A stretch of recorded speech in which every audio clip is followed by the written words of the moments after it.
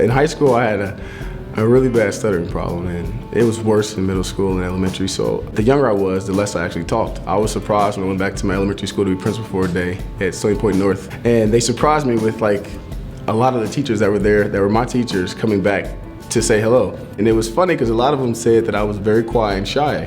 Very quiet and shy. And I was like, really? That was me? For some reason, our household, sports was a great distraction and a great pastime. But my mother made it clear that education was first. And she made it clear that I had to have good grades to be on the field, regardless if it was school affiliated or not. I was very hyper. I was very energetic and I couldn't sit still. But I knew I had to get my work done if I wanted to have my recess or if I wanted to play in that little league baseball, football, or basketball game. So I learned that education was great because of a few great teachers. And those teachers prepared me not for that moment, but for the future. Going into college, I wanted to be successful. When I looked at my chances to be in the NFL, and it was early on, I couldn't draft myself, and I couldn't guarantee I would have this long of a career or that long of a career, or if I even be able to play football when I was done at KU at all. I knew that I had to spend time on things I knew that was in my control, that I can guarantee would benefit me, and I can only guarantee my education.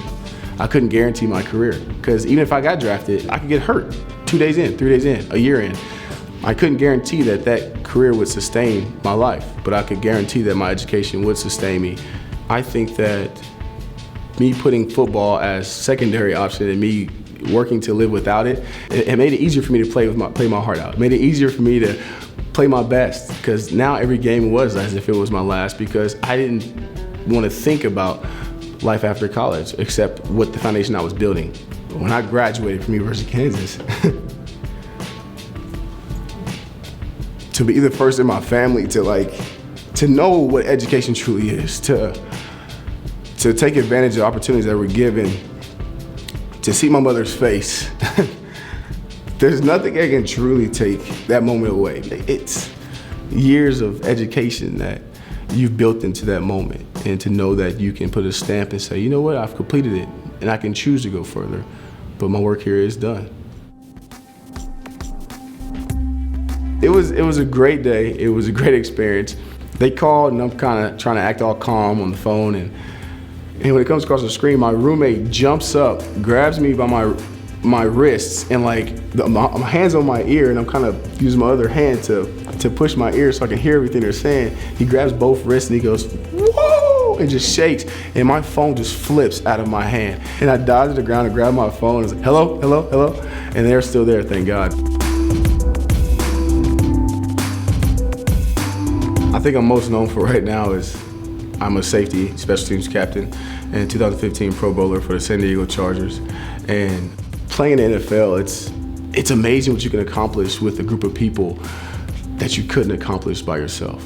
The faith it takes to rely on the man next to you, that no team that only has one great player can actually win. I think the greatest thing about the NFL is the platform it gives you, the ability it gives you to influence our youth. Me and my wife funnel a lot of our events and engagements or invitations through our website, which is darrellstuckey.com. And that's something we started just as a platform for people to know exactly what we stand for as a family and exactly what I stand for as a man. And I think that when somebody reaches out to actually come speak, I think that they should know exactly what you stand for and what they're getting, and not be able to categorize you based on what they assume, and actually have a picture of what they can expect, whether it's for students that's in front of a youth group or a student organization, or whether it's for, like I said, a corporate organization that's actually having an event. I think it's an opportunity for me to be in front of people and influence and be intentional with my influence. And I knew that through speech and through sharing my story or motivating and inspiring others, something I really enjoy doing. And so not necessarily just sports, but life period. And I think that I want to be a builder of our future with our kids and with other adults, and be able to just be a beacon of light, and regardless of how dark the space or how dark the circumstances may seem for our environment or our surroundings.